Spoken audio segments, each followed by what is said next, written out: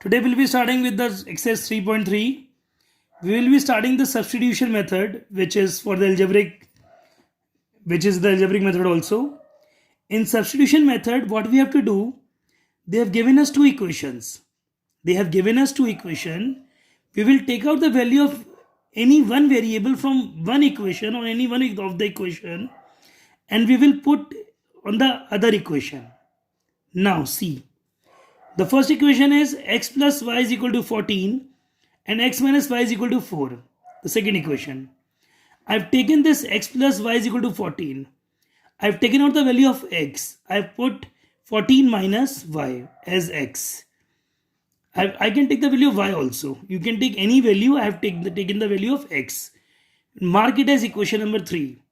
Now put this x is equal to 14 minus y in this equation.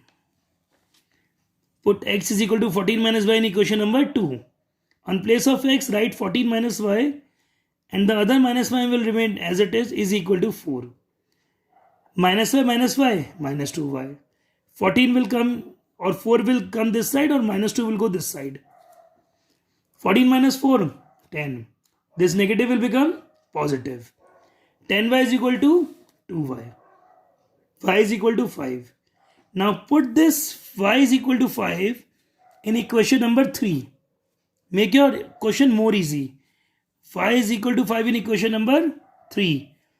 X is equal to 14 minus 5 comes out to be 9.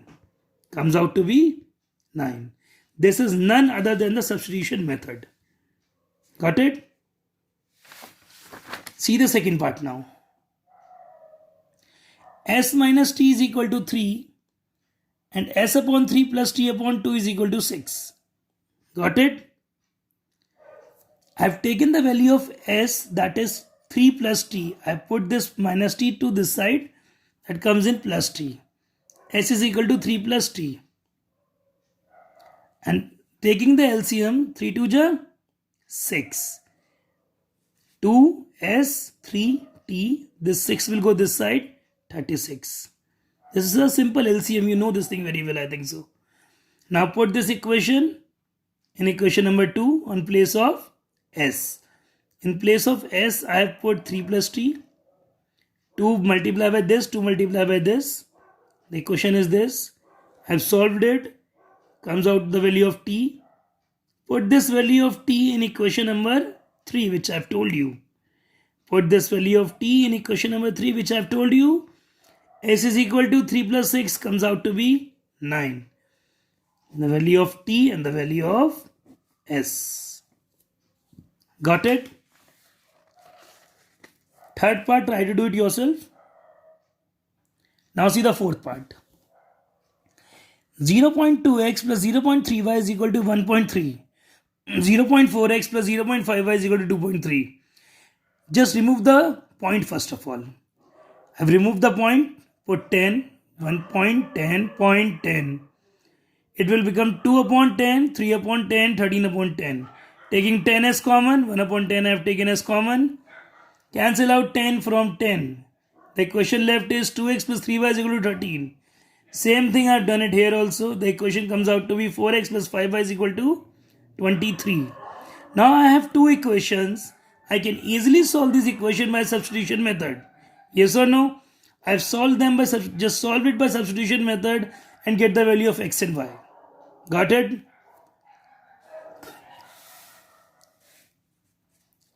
See the fifth part, one of the very important part, and students get distracted in this part also. The equation is under root 2x plus under root 3y is equal to 0. Next equation is under root 3x minus under root 8y is equal to 0. From first, just take out the value of under root, or take out the value of x, comes out to be minus under root 3y upon under root 2. Equation number 3, put equation 3 in equation number 2. On place of x, just put this. Under root 3 into under root 3, 3. Minus sign will remain as it is.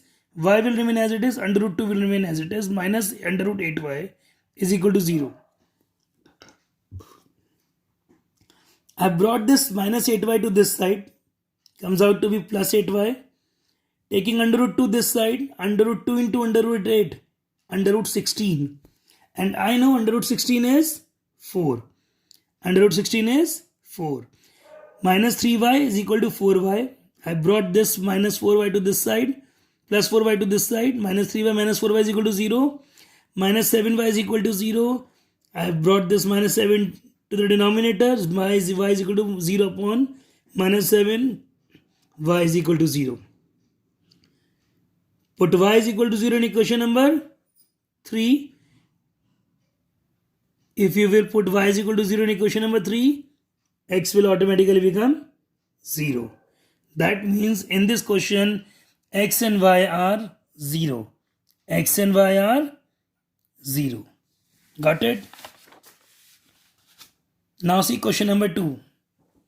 They have given us the equation. 2x plus 3y is equal to 11.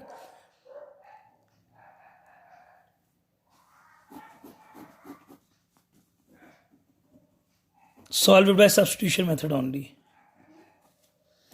2x plus 3y is equal to 11. 2x minus 4y is equal to minus 24. We can easily find the x and y by using substitution method. Yes or no? You can easily find it. After finding the value of x and y, on place of y put y, on place of x put x, you will automatically get the value of m. Yes or no? You can easily solve it, I know. Just go through with this very carefully. Now comes the word problems. Question number 3. The first problem says the difference between two numbers is 26. Remember, the difference between two numbers. Let the first number be x and another number be y. First number x, second number y. Their difference is 26. Their difference is 26. Y minus x is equal to 26. Just remember, you will get the equations from the statement only. Remember, you will get the equations by the statements only. And one number is 3 times the other. One number is 3 times the other. For example, first number is x, second number is y. So we can write it y is equal to 3x or x is equal to 3y also. Just put this y is equal to 3x here and you will find the value of x and y. Solve x and y by your own. Got it? The next question. Second part. The larger of two supplementary angles exceeds the smaller by 18 degree. Find them. We are talking about supplementary angles. Supplementary angles means having the sum 180. So let the larger angle be x and the smaller one be y. Larger angle be x, smaller one be y. X plus y is equal to 180 because the sum of supplementary angles. In the question it is given that the larger of the supplementary angle exceeds the smaller one. Larger one will exceed the smaller one by 18. Two equations are there. We can easily solve by substitution method. Yes or no? Next. The most interesting part, you have been doing it since the beginning of the exercise. The coach of a cricket team buys 7 bats and 6 balls for rupees 3,800. Later she buys 3 bat and 5 balls for rupees 1,750. Find the cost of bat and ball. Cost of bat is x. Cost of ball is y. Equation you can easily frame 7x, 7 bats plus 6 balls. That means 6y is equal to 3,800. Next equation is 3x plus 5y is equal to 1,750. You can easily solve for x and y. Yes or no? I hope you can easily do this. Now the very important question, or very interesting question, that is question number 4th part. The taxi charges in a city consist of a fixed charge together with the charge for the distance covered. See, there are 2 charges. Fixed charge means, for example, I'll give you the example also, don't worry. For the distance covered. For a distance of 10 kilometers, the charge paid is rupees 105. And for journey for 15 kilometers, the charge paid is 155. What is the fixed charge and the charge per kilometer? How much does a person have to pay for traveling a distance of 25 kilometers? Now see, just remember one example. We always book a Ola cab. Yes or no? There are fixed 49 rupees for the Ola cab. There are fixed charges. 49 rupees so you have to give for the Ola charges. What I have come to know, it can be 45 also, it can be 50 also. You have to pay a particular amount for the Ola cab. That means fixed charges. Here fixed charges are x. Now, if you're traveling from Shriram School to, you can say Subhash Chowk, 50 rupees you have to pay, and the per kilometer the distance covered by the car from Shriram to Subhash Chowk. Yes or no? It might be 2 kilometers, so that will be y. Kilometer charge we have accepted as y. Now the equation is fixed charge. First time it was run 10 kilometers, so 10y is equal to total amount was 105. Then again the fixed charge, it was run 15 kilometers and the amount was 155. We have two equations, we can easily solve for x and y. Yes or no? Got it? In the last they were asking how much does a person have to pay for traveling a distance of 25 kilometer. That means x plus 25y. After getting the value of x and y, just put the value of x and y here and you will get the answer. Okay, one of the very interesting question. You will be facing this kind of question in the next exercise also. Fifth part, a fraction becomes 8 upon 11 if 2 is added to both the numerator and denominator, and if 3 is added to both the numerator and denominator, it becomes 5 upon 6. Find the fraction.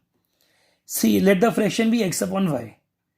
Fraction can be in the form of x upon y only. In the first statement it is saying if 2 is added to both numerator and denominator. I have added 2 both. Here also. Fraction becomes 8 upon 11. Cross multiplied. I've got the equation. Again, if 3 is added to both the numerator and denominator, it becomes 5 upon 6. 3 I have added. Cross multiply. I've got the second equation. Now you can easily solve for x and y by substitution method. Yes or no? Sixth part, do it as homework. The remaining part which I have left, just do them as homework. Complete this exercise by today. God bless you all of you.